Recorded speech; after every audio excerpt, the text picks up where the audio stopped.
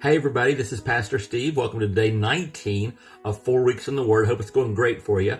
Today we're in 1 Thessalonians chapter 4, verses 11 and 12. Before I read it to you, let me give you a little piece of background, because a lot of times when we're reading the Bible, we'll see an attitude that they have that's very different than what we normally bring to the game.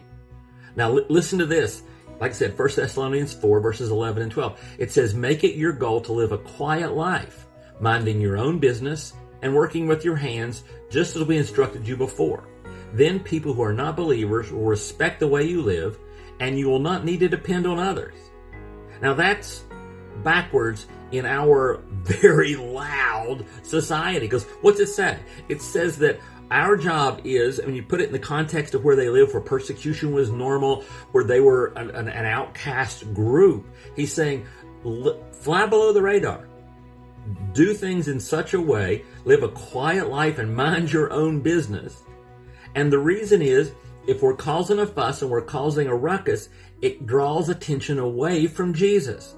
Because what he wants in verse 12, as he says, is for people who are not believers to respect the way you live. We want non-believers to look at us and respect us. What's that mean?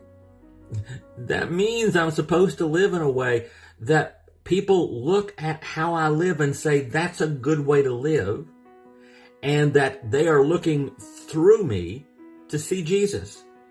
I want people who don't know Jesus to look at me somehow and see past me to Jesus. And the only way I can do that is by having an attitude that is totally committed to Jesus, whatever it takes. Now, there are times, and what it means to us right now, there are times in our culture where we're not persecuted and where we are not in danger of being thrown in jail. There are times, and in a democracy, where we are called, I believe, to stand up for certain things. There are certain things that are biblical principles that we're supposed to speak up for. But even as we're doing that, our job is to live a life so that believers, people who are not believers, will respect the way we live. Even if I'm standing up for something that is completely and totally right, I need to do it in a way, you ready, that will help draw people to Jesus. That's a challenge in any culture. That's the challenge Paul gave the Thessalonian church. And that's a challenge that we have as well. All right? Have a great day.